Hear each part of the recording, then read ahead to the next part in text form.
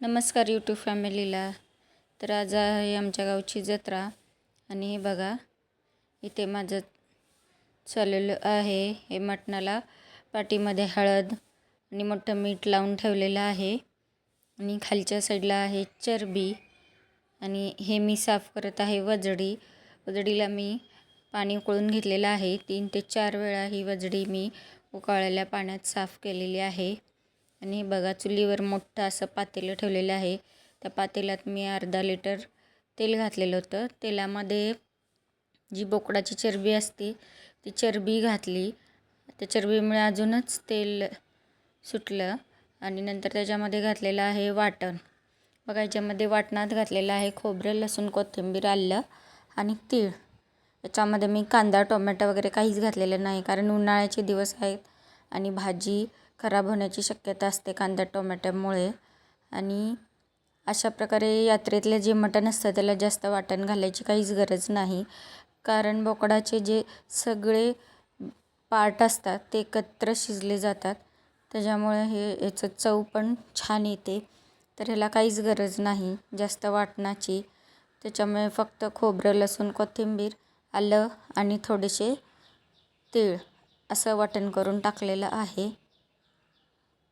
तर इथे सर्व असं वाटण करून मस्त भाजून घेतलं तेलावर आणि इथे हे मटण टाकून घेतलेलं आहे. आणि याच्यामध्ये जो देवाला नैवेद्य दाखवला जातो तो मी आत्ता त्या नैवेद्याला एक सुतळी अशी बांधलेली होती आणि ती सुतळी ही मी अशी त्या पातेल्याच्या बाहेर सोडलेली आहे. त्या नैवेद्यामध्ये असतं काळीज, मुका आणि शिना. तर देवाला हे सगळं, हे बघा हा जो पार्ट आहे तो देवाला नैवेद्य म्हणून दाखवला जातो. ह्याच्यामध्ये आहे काळीज, मुका आणि शिना. हे खायला पण खूप टेस्टी लागतं. ह्याच्यामध्ये हाडाचा भाग असतो, मऊ मांसाचा भाग असतो आणि काळीज असतं. तर हे असं दोरींनी किंवा सुतळींनी बांधून ठेवलं जातं, जेणेकरून आपल्याला सर्व शिजल्यानंतर हळूच असं अलगद वरच्यावर काढता येतं आणि देवाला नैवेद्य दाखवला जातो. देवाला नैवेद्य दाखवताना ते अख्खं बाहेर काढायचं, भाकरीवरती ठेवायचं आणि थोडंसं मटण शिजलेलं असा नैवेद्य देवाला दाखवला जातो. तर इथे बघा ही व्यवस्थित आपली वजडी आपण गरम पाण्यामध्ये 3 ते 4 पाण्यामध्ये मीठ, हळद टाकून व्यवस्थित धुवून घेत आहोत. आणि हे व्यवस्थित धुवून झाल्यानंतर ज्यावेळेस असं पाणी नितळ स्वच्छ दिसेल त्याच वेळेस ही वजडी आपण त्या मटणात टाकणार आहोत. तर हे बघा जोपर्यंत असं घाण पाणी निघेल तोपर्यंत आपण ही वजडी धुवून घेणार आहोत. त्याच्यात मी हळद, मीठ, गरम पाणी वगैरे टाकून असं 4 ते 5 पाण्याने स्वच्छ पाणी दिसेपर्यंत मी हे व्यवस्थित धुवून घेणार आहे घासून. तर बघा हे आपण व्यवस्थित धुवून स्वच्छ झाल्यानंतर आपण त्या मटणामध्ये टाकून घेणार आहोत. तर ही आहे वजडी.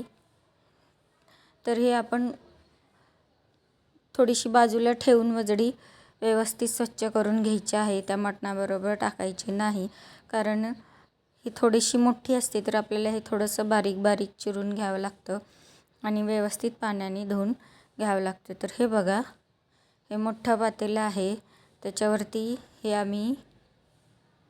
ही जर्मरची पाटी झाकलेली आहे.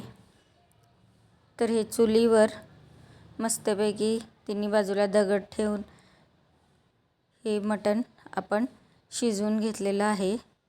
तर ह्याच्यामध्ये पाणी वगैरे काहीच घातलेलं नाही, या अंगच्या पाण्यातच मटण शिजू दिलेलं आहे. तर बघा या ठिकाणी इथं याचं पाणी सुटलेलं आहे. तर मस्त असं त्याचं अंगचं पाणी सुटलेलं आहे. त्याला आपण एकदा हलवून बघूया शिजलं आहे का ते, कारण मध्ये चेक करावं लागतं. जास्त शिजलं तर ते खायला चांगलं लागत नाही, त्याच्यामुळे मध्ये चेक करावं लागतं. तर हे बघा हे उकड मटण. तर आपण बघूया हे शिजलं आहे का, थोडंसं प्लेटमध्ये घेऊन आणि सर्व बाजूनी हे मिक्स करून घेऊया. तर बघा मटण शिजलेलं होतं. तर आपण इथे जे वाटण आहे ते थोडंसं तेलावर परतून घ्यायचं आहे. तेल नाही घातलं तर चालेल, ते तुम्ही जे मटणाचं पाणी असतं तेच घालून त्याच्यामध्ये हे वाटण शिजवून घ्यायचं. आणि तुम्हाला घरचा जो आपला एसूर आहे किंवा काळा मसाला आहे किंवा काळं तिखट आहे, जे तुम्ही काही बोलता ते ह्याच्यामध्ये चवीनुसार जसं तुम्हाला तिखट हवं आहे तसं तुम्ही ह्याच्यामध्ये घालून घ्यायचं आहे. तर हे खोबरं, लसूण, कोथिंबीर, आलं आणि तिळाचं वाटण चांगलं असं भाजून घ्यायचं आहे. हे भाजून झाल्यानंतर आपण त्याच्यामध्ये काळं तिखट घालणार आहोत. काळं तिखट घातल्यानंतर हे वाटण आपल्याला त्या शिजलेल्या मटणाच्या पातेल्यात ओतून घ्यायचं आहे. तर हे बघा, इथे जवळजवळ आपण 15 किलो मटण शिजवलेलं आहे त्या पातेल्यात. तर आपल्याला हे वाटण मस्त असं भाजून घ्यायचं आहे, जेणेकरून त्या मटणाच्या रश्श्याची चव छान अशी येईल.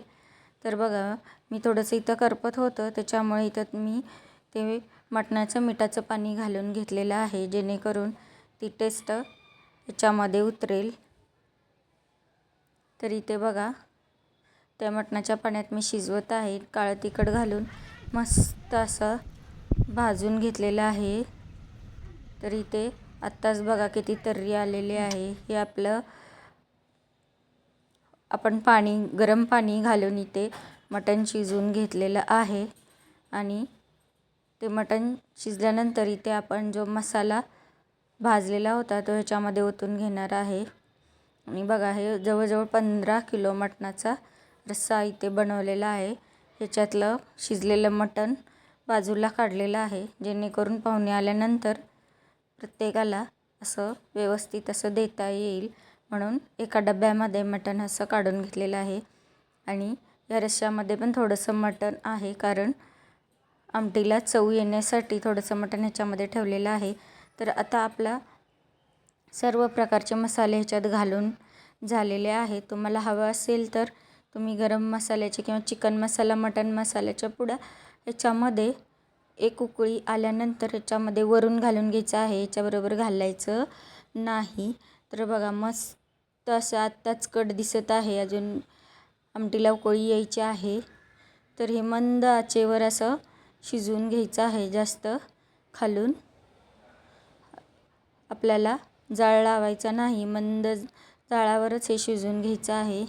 तर बघा, या ठिकाणी कसा कट आलेला आहे. मंद आचेवर एक उकळी काढून घेतलेली आहे. वरून चिकन मटण मसाल्याच्या मी पुड्या घातलेल्या आहेत आणि मीठ घातलेलं आहे चवीनुसार. मीठ, गरम मसाल्याच्या पुड्या आणि कोथिंबीर बारीक चिरलेली असं घालून घ्यायचं आहे. आणि नंतर एक उकळी काढायची आहे. आणि मस्त असा आपला मटणाचा रस्सा इथे तयार आहे. बघा, बघूनच तोंडाला पाणी सुटलं ना.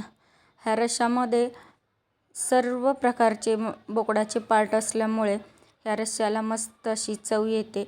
याच्यामध्ये तुम्ही काहीच नाही घातलं, फक्त आपला येसूर किंवा काळा मसाला आणि हळद, मीठ असं घातलं तरी या यात्रेतल्या बोकडाच्या रश्श्याला खूप छान चव येते. आणि तुम्हाला जर हवा असेल तर तुम्ही खोबरं, लसूण, कोथिंबीर, आलं, थोडे तीळ घाला. याच्यामध्ये मी थोडंसं ज्वारीचं पीठ पण घातलेलं आहे.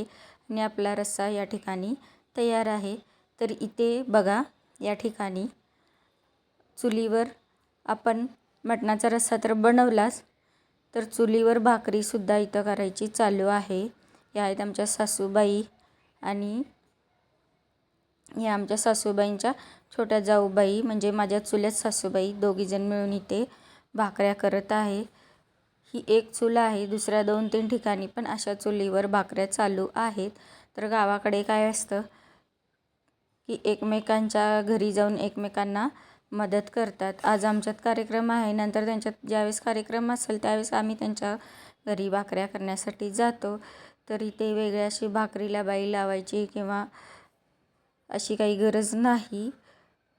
जवळच्याच आपल्या ज्या काकू वगैरे मावशी असतात त्या आपल्याला भाकरी बनवायला मदत करतात. जसं आपण त्यांच्या घरी जातो तसंच ते आपल्या घरी भाकरी बनवण्यासाठी येतात. तर मस्त अशा चुलीवर भाकरी बनवायचं इथे कार्यक्रम चाललेला आहे. तर या सर्वांनी जेवायला. आणि कसा आजचा बेत झालेला आहे तो नक्की सांगा. तर हे जे यात्रेतलं कार्याचं जे मटण असतं किंवा जो रस्सा असतो तो आपण रेग्युलर घरी 1-2 किलो मटण आणून खातो त्याच्यापेक्षा ह्याची चव खूप छान असते, कारण ते मटण ताजं असतं आणि जे बोकडाचे जे सर्व पार्ट असतात ते त्यामध्ये एकत्र शिजवले जातात. त्याच्यामुळे त्याला जास्त वाटणाची गरज नसते. फक्त आपला घरचा काळा येसूर मसाला, तिखट, मीठ घालून जरी शिजवलं तरी ह्या रश्श्याला खूप छान चव येते.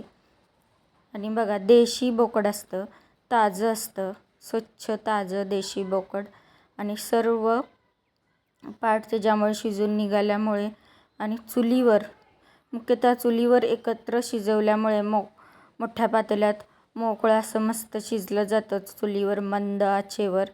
त्याच्यामुळे एक नंबर चव येते. आणि त्याच्याबरोबर या खायला बाजरीच्या तसेच ज्वारीच्या भाकऱ्या, तसेच आमच्या सांगोल्या भागात मटणाच्या रस्स्याबरोबर किंवा कोणत्याही नॉनव्हेज बरोबर मक्याच्या भाकरीसुद्धा बनवल्या जातात. मक्याची भाकर असो, बाजरीची भाकर असो किंवा ज्वारीची भाकर असो, या चुलीवर भाकरी बनवल्या जातात आणि चुलीवरचा रस्सा तर एक नंबर टेस्ट येते.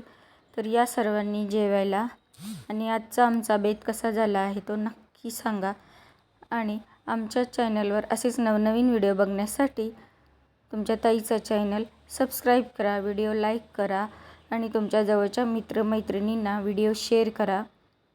आणि तुम्हाला हे व्हिडिओ आवडत असतील तर कमेंट करायला विसरू नका, कारण तुमचं कमेंट करणं हेच आमचा उत्साह असतो. तुमच्या जर कमेंट आल्या तर आणखी असे व्हिडिओ टाकायला उत्साह येतो. तर बघा, मस्त अशा आपल्या भाकरी करून झालेल्या आहेत. आणि असेच नवनवीन व्हिडिओ बघण्यासाठी व्हिडिओ लाईक करा, शेअर करा, सबस्क्राईब करा. आणि तुम्ही अशी गावाकडे जाऊन तुमच्या गावच्या जत्रेत अशी मज्जा करता का? करत असेल तर मला कमेंट बॉक्समध्ये नक्की सांगा. तुमच्या काही आठवणी असतील तर. चला, बाय.